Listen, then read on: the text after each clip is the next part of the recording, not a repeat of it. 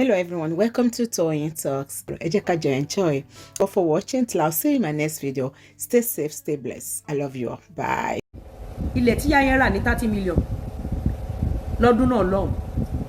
The land should be about 150 now. Less than 2 years. The land should be about 150 now. Tó bá fẹ́ ra bẹ̀rẹ̀ sí is 150. 430. The place is around me nílẹ̀ ń bẹ̀ mọ́. But it's about 150 now. Èmi ò nílẹ̀ ń bẹ̀ mọ́. Èmi títa tọ̀dọ̀ mi ní gbàǹjo. Mo kọ́ bẹ̀ látòrí 5 million 10 million. Ẹ mọ̀ pé àwọn Igbo ń kó gbogbo ẹ̀ sharp sharp. Àwọn Igbo pack gbogbo ẹ̀ sharp. Àwọn ọmọ mi mo love àwọn Igbo bàjẹ́. Àwọn náà patronize mi jù. Ọlọ́run bá mi dóòlẹ̀ mi wọn kọ́lọ́run máa ń ṣe dáadáa fún wọn. Ẹ wo èmi àti Igbo àjọlẹ̀ pọ̀ ni. Mo gbádùn yín bàjẹ́. So many things. So many things. Èdè ń jẹ́ kan ọmọ Igbo kankan ni my sister how much you go sell am for me? Mo ní my brother how much you go buy am? Aṣáàṣì bí brother wa yẹn ṣe palẹ̀ mọ́ ènìyàn mo yẹ lọ já bẹ́ǹsì white ni ìyá yín mo já bẹ́ǹsì white padà bẹ́ẹ̀ ṣé o rántí bàbá mi ra white yẹn mo lọ já bẹ́ǹsì white padà. Okay, Tárìkì mi fídíò mi orí ẹ pé a lot of upside down wà nínú business. Ẹni tó láyà ló ń ṣe business. Business is not meant for faint-hearted. Ẹ̀yin tẹ́ ń blackmail ọpẹ́lọpẹ́ yín. Ẹ mọ̀ pé tẹ́ ẹ bá bú Lizzy mi ò ní rérò wò mí. Bú mi. Àmọ́ mortgage tó fẹ́ fi bú mi. Má bẹ̀ jù. Má bẹ̀ ó lè bú mi. Ó lè bú mi. Bọ̀ má bẹ̀. Ó ti yé? Má bẹ̀. Investing in properties is a very good business. Man kan wà lórí Instablog. Bàbá yẹn slim báyìí. Instablog wá gbé bàbá yẹn. Bàbá yẹn ní káwọn èèyàn invest nínú property. Àwọn èèyàn wá fi stature máa yẹn ṣe yẹ̀yẹ́. Wọ́n ignore message tó pass. Ẹ̀yin tẹ́ ń wò mí ayé ò ní mú yín. Máa yẹn advert ẹ̀ tó ń ṣe ó yé mi. Àmọ́ kò yé àwọn tó fi ń ṣe yẹ̀yẹ́. Mi lè fírú máa yẹn ṣe yẹ̀yẹ́. Torọ́ lọ́hún lè rányàn síyàn through any shape. Ṣé o pé ọmọ tó ń ṣe takuntakun ni mí? Máa wà lórí máa yẹn sanra báyìí. Wọ́n fi ṣe ẹ̀yẹ. The best thing you could do to yourself is investing in properties. California Paradise City Executive 1,000 square meter almost sold out. There is tendency we had more from the back or from the side. California Paradise City, as we speak, sold out. Let me show you. Let me show you. Almost. Àwọn èèyàn san ti 500 square meter yẹn náà. But àwọn èèyàn yà mí lẹ́nu. Look at. Ìwọ tó bá rorúkọ ara ẹ ń bẹ. Mo bọ̀. Ẹ jẹ́ n fi wọ̀n yín. Ẹ jẹ́ kí n fi ibi tó wà available wọ̀n yín. Ẹ jẹ́ kí n fi ibi tó ti lọ wọ̀n yín. Let me show you. Ẹ ti rí ń bọ̀. Ẹ ti rí ń bọ̀. Sherry, this is 500 square meter each. Ṣé ti yé yín? This is the major road here. Sorry. This is the major road here. Only Kings here. This is Olajire Drive. This is Mrs. Atoke Street. I think that is the only Yoruba we have. I mean, we have up to 2. Don't know. We have Jerry Street. We have Queen Elizabeth Street. We have one here.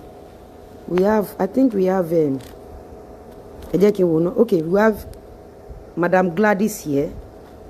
Teba wo kini dada rí pé we have more Igbos. Teba wo dada, we have more Igbos. Did you notice that? So 2 boxes make 1,000 square meter. That yellow in the front is excluded. It's not part of it. So 2 boxes makes 1,000 square meter. So this 1, 2, 3, 4, this blue and this pink is gone. We have 1, 2, 3, 4, 5, 6. These 6 in the front, all gone. We have 1, 2, 3, 4, 5. We have this 5 at the back left. 1, 2, 3, 4, 5. Back. Left at the back. So this is a proposed road, and did you see that? Did you see that? Ẹ má bínú.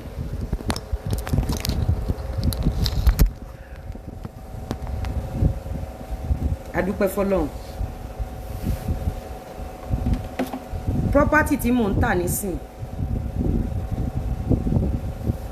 tí mi ò bá dúró re, tẹ́sábọ́ọ̀dù bá tún gbógun dé, dó mi ti ẹ̀ dáwó padà o, mi ìṣó ní dídáwó padà mọ́.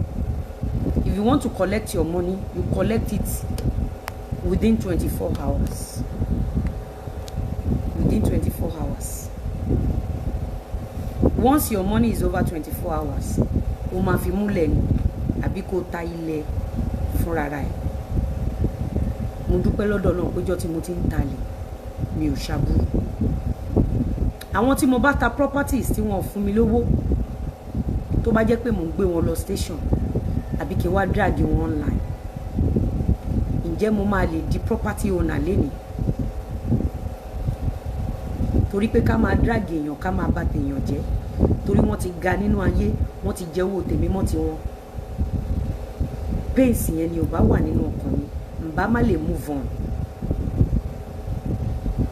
Mi ò kí ń báyàn jà nítorí owó, mi kì í cheat yàn, mi kì í mú nǹkan ní nǹkan mọ́ tèmi.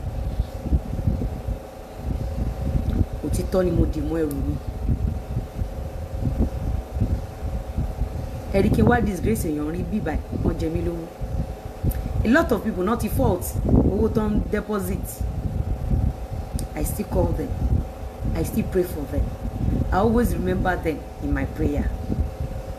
Ẹlòmíì rówó yẹn o, wọ́n á lọ fi ṣe project mi. Ọjọ́ tó bá wá dé Nàìjíríà, wọ́n á wá regret báwọn tètè sanwó tàwọn tán.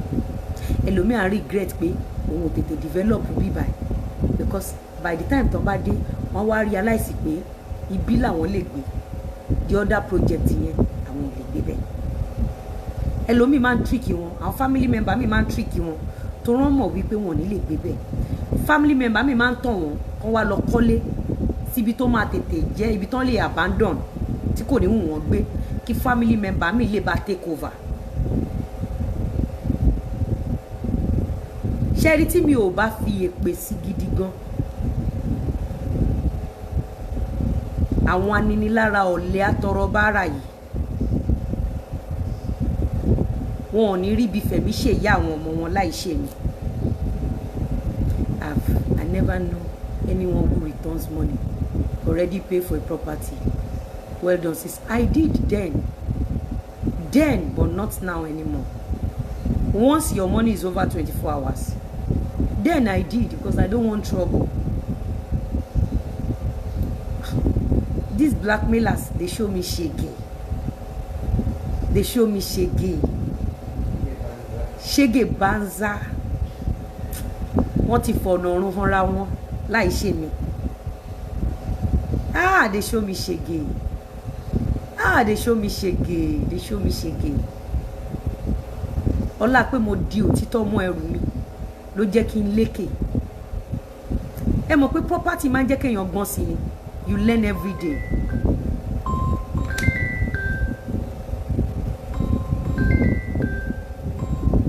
Gbaski Nation, mo wà lórí live o. Kí lẹ sọ? mi mo ń bọ̀ kí ló ṣẹlẹ̀ mo ń bọ̀.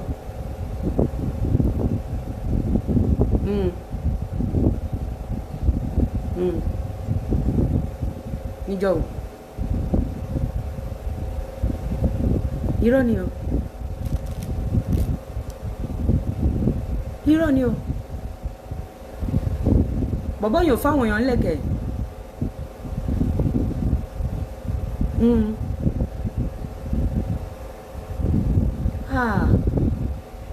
ẹ jẹ́ fi sí spíkà kẹsọ́ náà ẹ jẹ́ fi sí spíkà kẹsọ́ ẹ sọ náà ẹ ní dárúkọ ni ẹ jẹ́ fi sí spíkà kẹsọ́ ẹ jẹ́ fi sí spíkà kẹsọ́ ẹ káṣà máa ṣe dáadáa ẹ máa gbọ́ information tó ń fún mi. ṣé ẹ ti gbọ́. mo ń gbọ́ yín bá ń gbọ́ yín. wọ́n ti gbé sábọ̀dù lọ sí court gbogbo àwọn tó ra lẹ̀ lọ́wọ́ ẹni tó ń powó lówó ilẹ̀ fún kò sẹ́ni kankan tó ń fún nílẹ̀ wọn ò fún anybody nílẹ̀ tó bá lọ pè báyìí ẹ mọ nǹkan tó wá ṣẹlẹ̀ ẹ sábọ̀dù kò fẹ́ kí ojú ti ẹni yẹn torí pé ìyá àbàdàn tó ti yẹ yín sí ẹgbẹ́ yẹn ò bá yẹn. ẹ má dárúkọ anybody. lókè ẹ má yẹn dárúkọ. mi ìfẹ́ kọ́ tètè suspect fún mi. ò bá yẹn polówó mọ́ ṣé ti yẹ yín sí. ok. kò bá polówó mọ́ kánsàbọ̀dù wa sọ yìí pé òun ò fẹ́ gbẹ́jọ́ ìwá sórí social media wọ́n ti gbé kánsàbọ̀dù lọ sí kóòtù sí ṣégbè yìí sí tó bá fẹ́ lọ gba ilẹ̀ ẹ mọ ilẹ̀ tó ń polówó lórí ẹ̀ ibẹ̀ kọ́ ló máa mú wọn lọ. wow. wọ́n máa mú wọn lọ sínú tó kìjikìji. wow ṣé ń gbọ́. wọ́n máa mú wọn lọ sínú tó kìjikìji àṣé gbogbo ilẹ̀ tó polówó yẹn kò ṣòun lónìí ó ti lọ fi owó wọn ra máa send voice note yẹn sí yín máa mi. wow. ó ti lóyún mọ̀ pé mi ò send yẹn sí yín ẹ wow. jẹ́ kí WhatsApp mi mo send yẹn sí lẹ́sẹ̀kẹsẹ̀. wow. ó ti lọ polówó wọn. ẹni tó ń bá polówó nígbà yẹn nìyẹn o tó ń àtàkì bísínẹ́sì ni. àdàfin ó ti lọ fún wọn ṣe nǹkan míì ṣé kò yẹn ti gbogbo ilẹ̀ tó ṣòye òun kọ́ ló ní ilẹ̀ yẹn so gbogbo àwọn tó ń sọ pé wọ́n ra lẹ̀ tí kánsàbọ̀dù máa sọ lórí social media kan ti ra lẹ̀ adúrú èrò tó ń sọ pé ra lẹ̀ kò sẹ́ni bọ̀dì tó gbà yẹn kò sẹ́ni kankan tó ń fún nílẹ̀. tó bá wá sọ pé òkè àwọn fẹ́ gbalẹ̀ àwọn ó máa ní kọ́ mú 1 million wá ilẹ̀ tó ń pè ní 200,000 á ní kọ́ mú 1 million wá wọ́n fẹ́ fi ṣe pépà ilé wọ́n fẹ́ fi ṣe gbá wọ́n fẹ́ fi ṣàwo wọ́n fẹ́ fi ṣe gbá. wọ́n lè gbé kánsàbọ̀dù lọ sí kọ́ọ̀tì kò lè wá sọ lórí social media nǹkan tó ń fi lábẹ́lẹ̀. bọ̀ ẹni yẹn ló ń polówó fúngbà tó ń ba bísínẹ́sì ọ̀tá wa jẹ́ àwọn tó wá gbó lọ́wọ́ wa yẹn ibẹ̀ yẹn ni gbogbo wọn rọ́ lọ́ngbà yẹn. wọ́n ti gbé kánsàbọ̀dù lọ sí kọ́ọ̀tì. ká ṣáà máa ṣe dáadáa ká máa ṣe dáadáa. ta ló sanwó fún mi tí mi ò fún nílẹ̀ tó bá sanwó fún mi tí mi fún ẹ lẹ̀ jáde o. ẹ̀rọ orúmọ̀ àkọ́kọ́ báyìí náà tó ń gba owó ewu adúró mílíọ̀nù fẹ́ sẹ́yìn sí.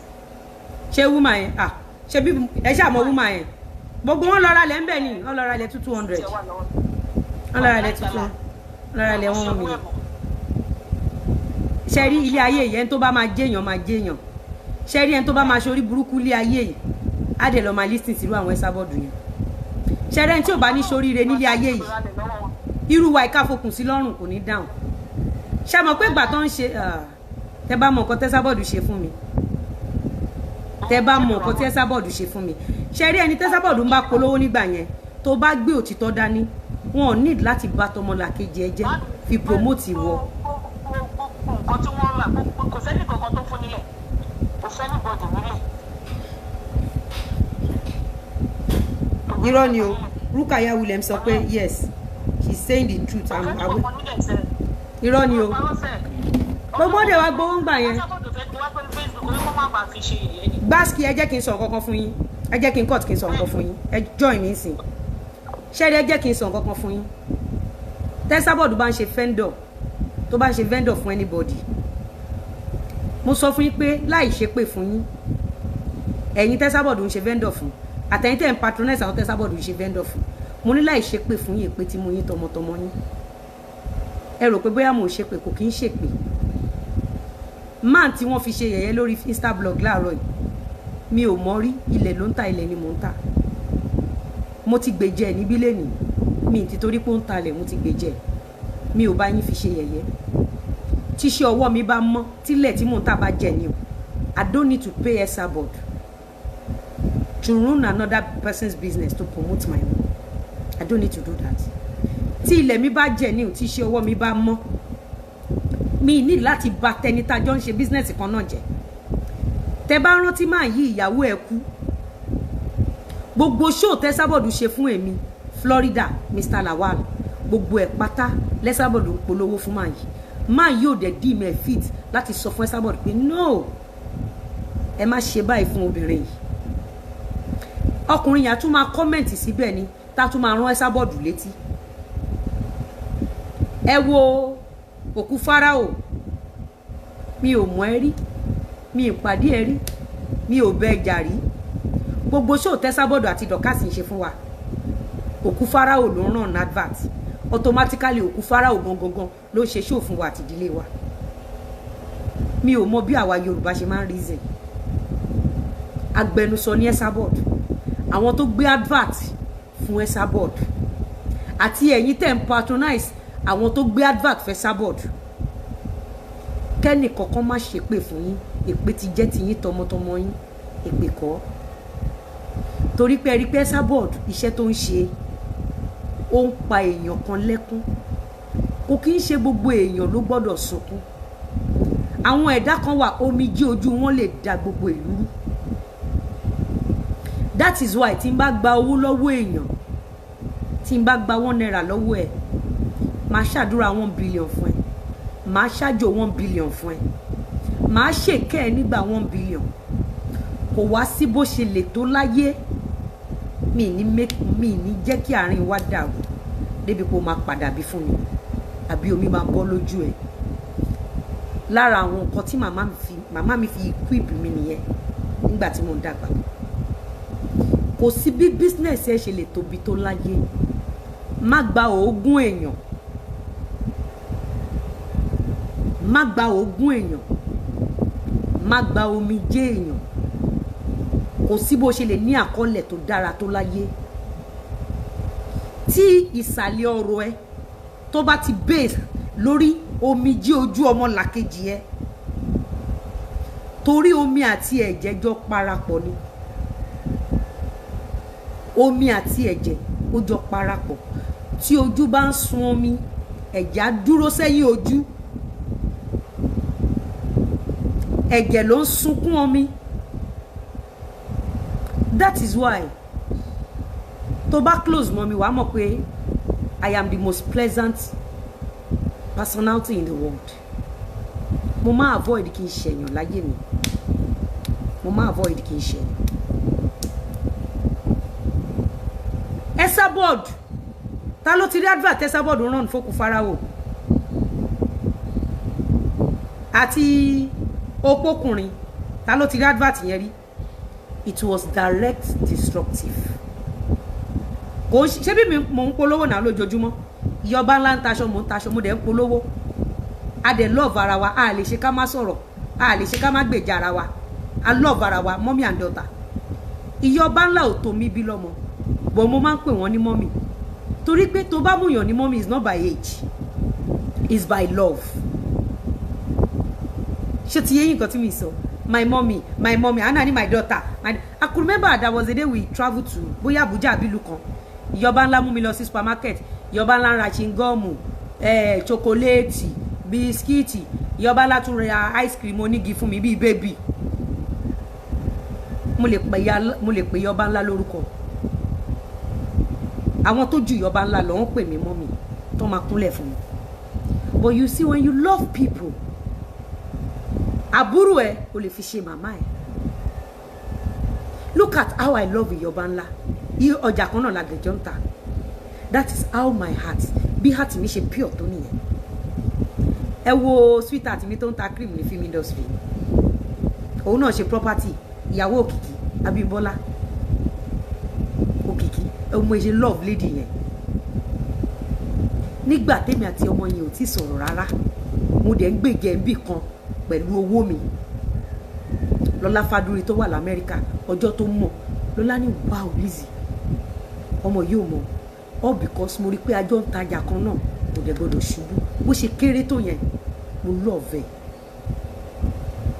ẹ wo sí Olúmínì ránṣọ mo ń ránṣọ mo máa love Lúmínì o Lúmínì náà máa love mi. Ẹ mú celebrity kan tó lé irú example yìí wá. Ẹ mú ẹni tó lórúkọ kan tó jẹ́ èèyàn pàtàkì láwùjọ tó fún yín nírú vibes tí mo fún yín. You will now realize that people that do the same business with me, I love them unconditionally. If you remember when this lover was attacking Lumini, I was standing, mo polish image bí báyìí, mo dẹ̀ dúró tán. Ẹ lọ wá àwọn tá jọ ń ta ọjà kan náà, ká má tí wá sọ pé Esabod tí ò bá wa taṣọ, bá wa talẹ̀. Ẹ wá lọ gbé advert fún pé kó pa ọ̀tá tiwa, kẹ́yìn lè jẹun. Kó pa ọ̀tá tiwa, kí ọ̀tá àwọn ọmọ tiwa di aláìní. Ọ̀tá àwọn ọmọ wa kó di aláìní, kọ́mọ tí yín lè jẹ. Ta lè rí tó ń ṣerú ẹ̀. Ẹjọ́ làbògbò kan tó sà. I have exposed so many spiritual things fún yín níbí.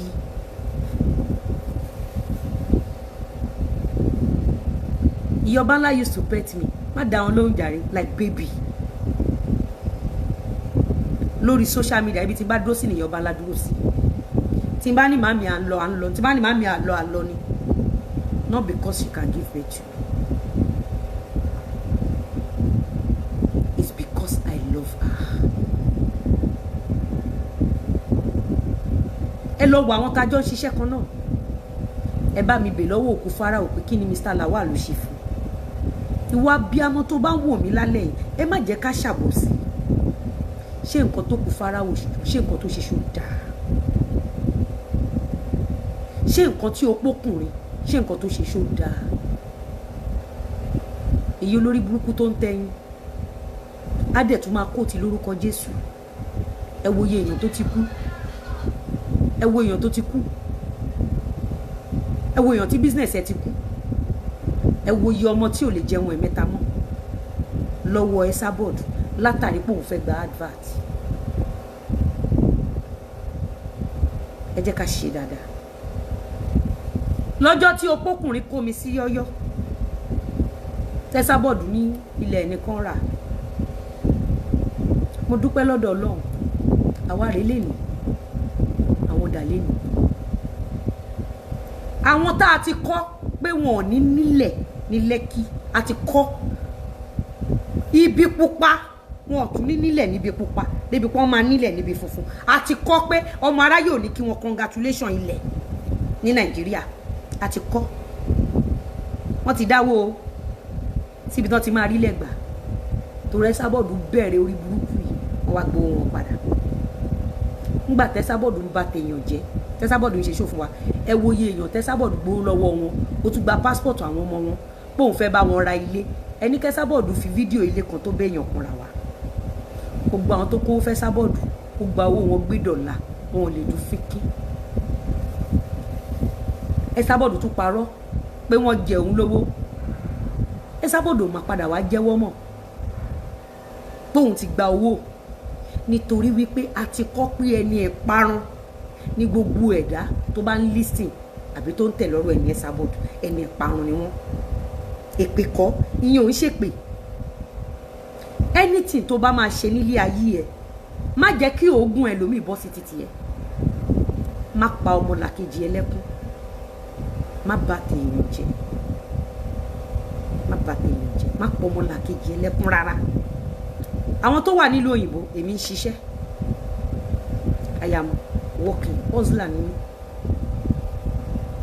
Nígbà tí mo wà nínú oyún Florida ní oṣù 8, èmi mo wá ṣe cleaner náà l'Amẹ́ríkà. Ọ̀rẹ́ mi ló ṣe jú sí wọn pé kán má gbà mí.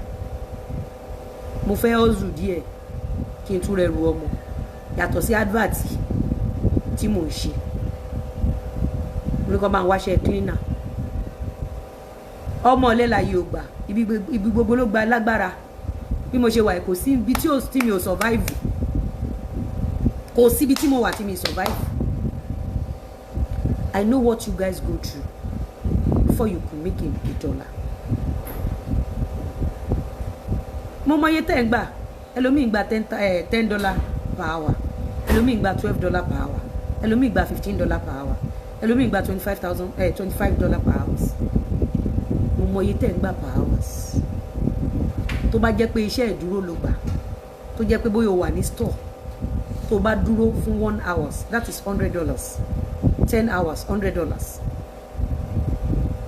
tó bá wá $200 yẹn jọ tó bá kó fún mi pé Lizzy mo fẹ́ rà ní tí mi ò bá wá fún ẹ nílẹ̀ yẹn o ò nídìí àti jàǹpátá ṣe bí bá a ṣe bẹ́rù labọ́ mọ́ ṣe bí jọ́ tán bí mi mo ké wẹ́ẹ̀wẹ́ẹ̀ ìwọ náà ké wẹ́ẹ̀wẹ́ẹ̀ ẹ̀rù àti mú oògùn olóògùn mọ́ tèmi ló máa ń bà mí jù láyé.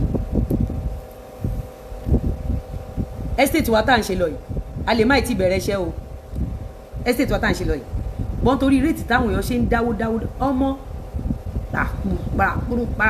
parapuru ààrẹ ti lọ gba màsáàjì lẹ́nu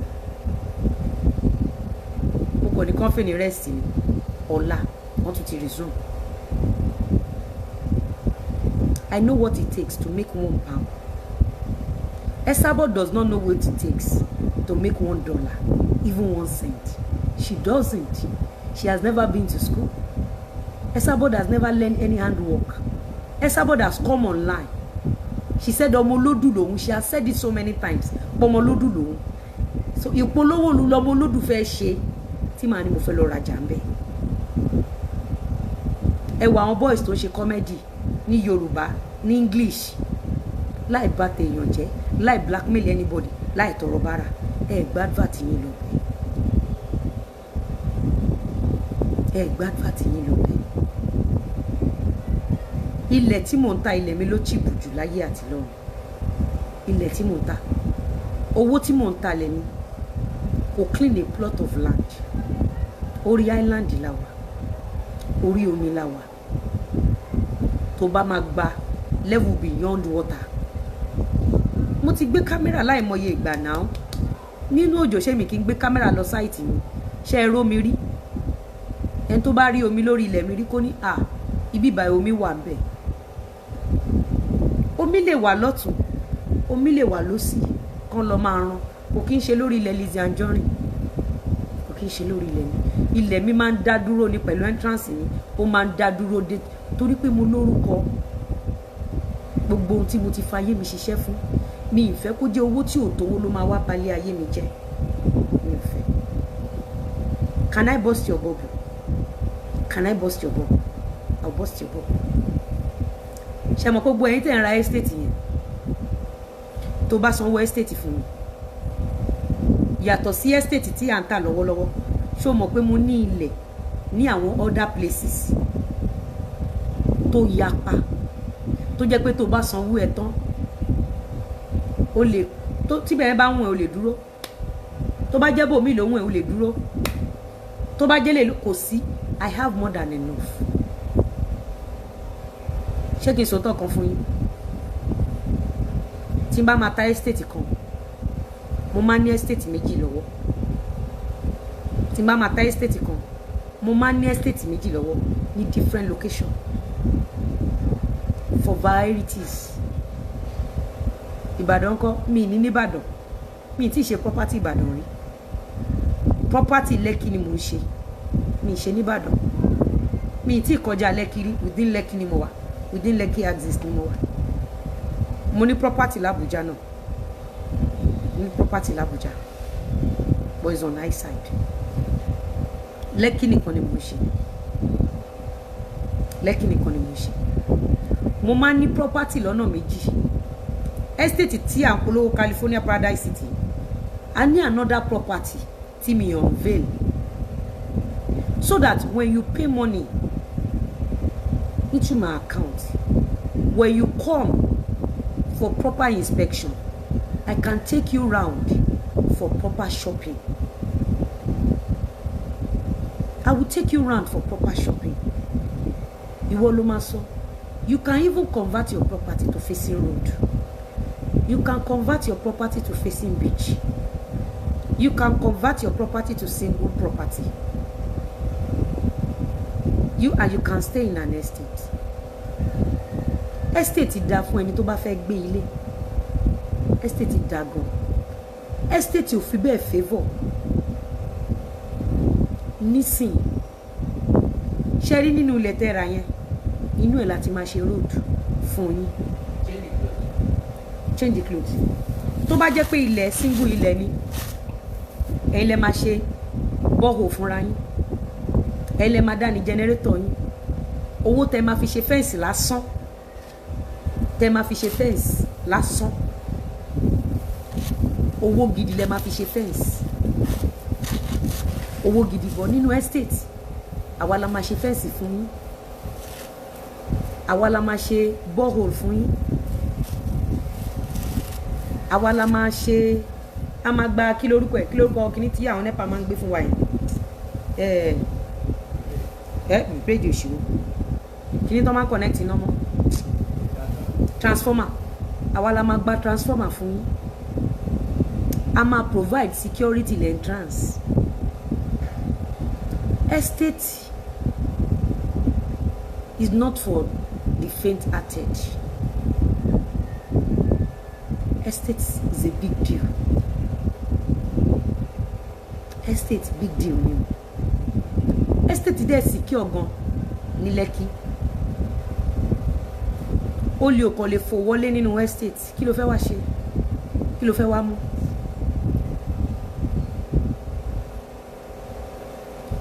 Estate ló dáa jù. Like that California Paradise City is the best you can bargain for now. For now.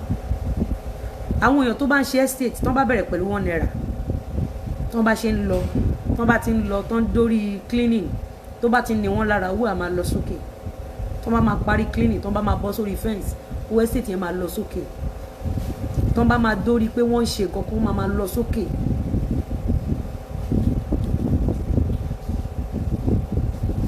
Ó máa lọ sókè. So irú èmi nísìn ẹ imagine tí mi ò bá gbé nínú estate ẹ wo bí ogun yẹn ṣe pọ̀ tó ẹ wo bí ogun yẹn ṣe le tó bá jẹ́bì kan tán lè sáré náwó mú ni àwọn eléyìí they will do unthinkable things ohun tó mú wọn move closer sí mi pèsè.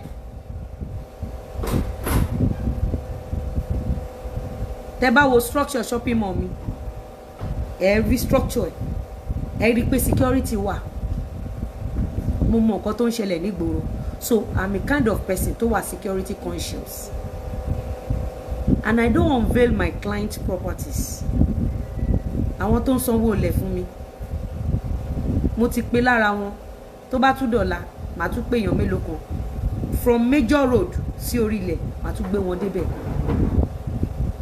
Tó bá wá Nàìjíríà wá wọlé bíbẹ̀ yẹn ò bá wùn ẹ̀ àfi fún ẹ̀ ń bò mí tí mi ò bá ní ilẹ̀ lọ́wọ́ rárá mi ò ní gbé estate síta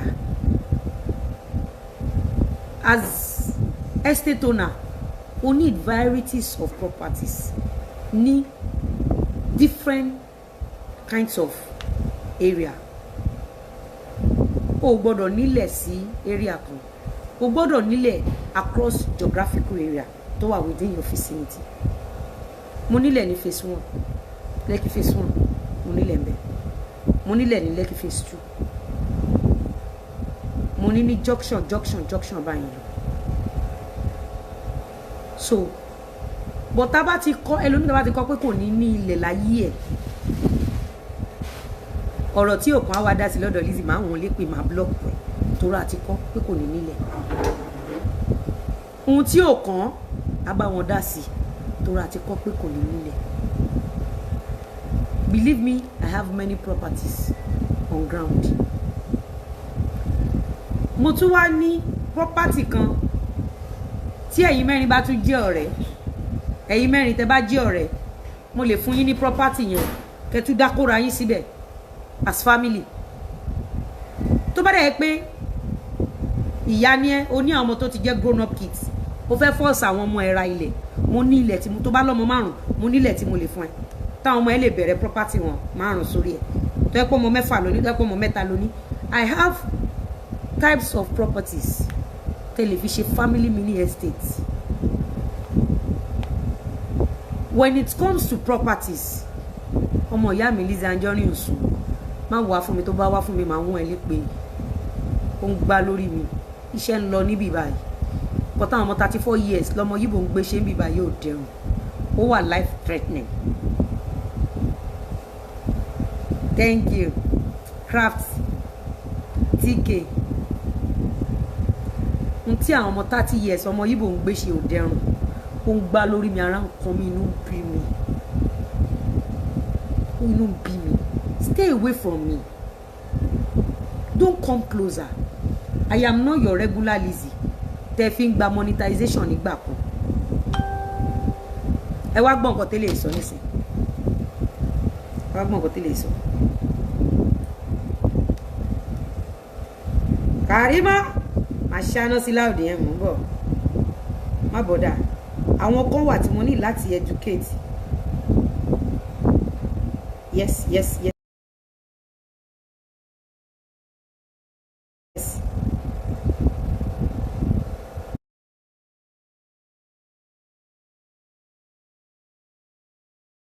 Yes, yes, my brother, yes, yes. Mo ń bọ̀ ẹ̀yin èèyàn mi. Mo ń bọ̀. Àǹtí Fàlílà. Ilẹ̀ fẹ́ sista. Mo ń bọ̀. Okay. Mo ń bọ̀ mo ń ṣe nǹkan lọ́wọ́. Ọmọ wèrè ẹ̀kan yẹn dà. Tó wà lódò àmẹ̀bọ̀ òun dànù. Òun dà ọmọ wèrè ẹ̀kan yẹn dà jẹ́ máníjà ọmọ wèrè ẹ̀kan yẹn dà tó wà lọ́dọ̀ àmẹ́bọ̀ yẹn òun dà ókè òun rè ẹ máa wọ àwọn eléèbọn yẹn waste away ẹjá gbádùn ilé ẹ máa bọ́ yẹn waste away kíkí ọlá ẹ bẹ̀rẹ̀ pẹ̀lú 91,000 if you have 1 million naira start though the earlier you pay your money the better for you and the cheaper the earlier you pay your money the cheaper if you are paying cash you have 50% discount upfront down you are paying cash but tó ẹ pé san díẹ̀ náà you want to spread the 6 months 1 year 2 years 3 years 4 years 5 years payment plan ní para wa jẹ bí mi mú fẹ́ kẹ́ nílẹ̀ mama gbà fún yín náà ni mama endure mi mú fẹ́ kẹ́ nílẹ̀ owó òdùn rí kò sówó ń gbòòrò everybody ń gbìyànjú ni everybody ń try ni tó bá ní any amount kó jẹ́ 1 naira ló ní mú wá bẹ̀rẹ̀ pẹ̀lú 91,000 aráròrò náírà ń bẹ̀ má fowó jẹ̀gbin onírun ẹja gbádùn ilé. tó bá sọ̀rọ̀ ẹ̀ wàá gbé oṣù pé wá Lizzy Anjorin ṣe rò pé mo sọ pé o ò tí ì ṣe mi àwọn kan lò. ok mi tí ì ṣe ìgbà tó mọ̀ pé mi tí ì ṣe tó mọ̀ pé ilẹ̀ ni mò ń ta ìwọ dẹ̀ ń gbélé páànù o ò ṣe mi ìkúkú mọ ẹ̀rí o ò ṣe dúró sínú ayé tiẹ̀ ìwọ wáyé wá gbélé páànù ni kò sàn fún màmá ẹ̀ náà tẹ́lẹ̀ ayé bàbá ẹ̀ ò dáa ìwọ náà sọ́nà ní mi ìṣe dúró sáyé ara ẹ̀ ṣé dandan ni kí wọ́n wá fún mi o mọ̀ pé èmi nídìí ìwọ mo nídìí ẹ̀. iṣẹ́ tó ń bí mi ní ọ̀rẹ́ fi wo 80% lọ́wọ́ mi mo ti wá fún ẹ̀kọ́ ìṣàn mo ní mo fẹ́ kó wá fáàmì bọ̀ léraléra ìwà fẹ́ yẹ kó já mi dán mọ́. kámẹ̀bọ̀ wa ara lẹ̀ ìwọ náà ò gbọ́ ni o ò ní kí n wá fún dókítà o ò ní wá fún lọ́ọ̀yà o ní wá fámẹ̀bọ̀ màmá wá fámẹ̀bọ̀ náà ni a máa fi tajà náà pé ìṣànpọ̀n kékú tiẹ̀ ibì kan náà ni wà tẹ́sábọ́ọ̀dù lẹ́ti jọ sórí gbé ẹ̀yin olórí kò sí lo kí n wá fámẹ̀bọ̀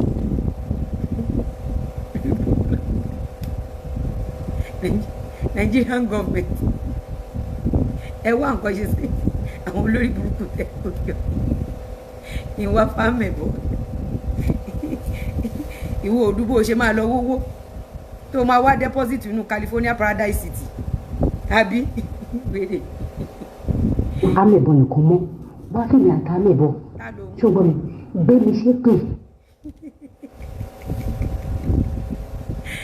ta ni wọ mi ò rojú wọ́n gbé ìwọ ṣe live show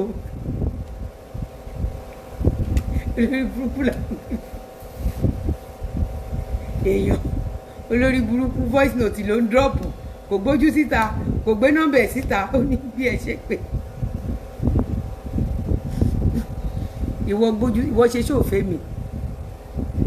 fẹ́mi ní analysis kí n rí nǹkan ta ilẹ̀ àtàṣọ tó bá mo re tẹ́sábọ́ọ̀dù ṣe fún mi ó jọ bí ibi níbẹ̀rẹ̀ amẹ̀bọ is a failure I am Tiwa Tope tó bá mo re tẹ́sábọ́ọ̀dù ṣe fún mi ó jọ bí ibi láti ilẹ̀ aṣọ oore ni tó jọ bí wòye èèyàn tó ń dání wòye èèyàn nìkan tó ń dáwò gbé sí ayé yín lọ́dọ̀ mi tó bá mọ bẹ́ẹ̀ ṣe ń fún mi ń jọ yìí ẹ̀yin lè jẹ́ máa rí wíìrì gbé bí ò bá ṣẹ́yìn tí ò bá sí ẹ̀yin Nàìjíríà lè àwọn èèyàn ò dẹ̀ wo news mọ́ kò sẹ́ni tó ń wo TV àti rédíò mọ́ ìrégbè yìí ni ó dùn tó lílá aláṣepọ̀ ó wá ní ìwọ ṣe ṣòfé mi gbójú síta wọn náà kúkú sọ́nsọ́ ní mi ìṣe ìwọ wá ní Lizzy ó ti ṣẹ̀ mí ìwọ gbójú síta kó o fún mi jẹ lákọ̀ mo wà bí ìbọn lákọ̀ n tó ń ṣe àpò ráìsì ti 100,000 ṣénu ibi tí mo wà yìí ó mọ̀ pé ẹ̀yin ni mo fi ń ṣe working customer àwọn aṣọ yìí ń sìn tí n bá máa fi ṣe tán àwọn èèyàn máa ní àwọn fáṣọ yìí àwọn fẹ́ aṣọ yìí àwọn fẹ́ aṣọ yìí tí ò bá sí wọ báwo náà yìí máa sọ pé àwọn fẹ́ aṣọ ìwọ náà wò gidi má ṣe ṣó fún mi lẹ́ǹkan o ṣe ṣó yẹn léraléra fún mi àtàmẹ̀bọ̀ ṣó pé ó ti ṣe ṣó fún àwa senior student. wọ́n fẹ́ divert mi kúrò lọ́dọ̀ afọkùgba inverter mo dẹ̀ fílẹ̀ lé ní kó sinmi ni mo fílẹ̀ lé ní kó sinmi ó di ẹ lè divert mi kò sí nǹkan tó dùn bí àrùn bà oorun ni àbí káre èèyàn máa gbóná kò sí nǹkan kan tó dùn tó àrùn bà ẹ máa ń rò pé ibà máa ń dá ń gbà mí ẹ sùn bóyá yín. tó jẹ́ student àwa senior àwọn ti ṣe ṣòfò mo fẹ́ kó gbé àwọn ọ̀rọ̀ tèmi náà sọ̀tọ̀ èyí tó ga mi bá post àbílẹ̀ tí mo sọ lọ́wọ́lọ́wọ́ yìí mo fẹ́ kó ṣe ṣó lórí ẹ̀ kó wá gbé mi ṣépè gidi ṣùgbọ́n máa ń gbà àwọn èèyàn ṣépè àwọn tó bá gbà yín. ìwọ náà sọ ó ní mi ò ṣe é láwọn tó bá gbà mí nímọ̀ràn ibi tó ń lọ ní kí n gbé ẹ ṣépè gidi ó ti ní mi ò ṣe é ẹni tó bá wá fún mi mò ń ṣépè fún blackmailer ò ráyé wá sẹ́ǹtì wá Tọ́pẹ́ blackmailer ò ráyé wá ibi tí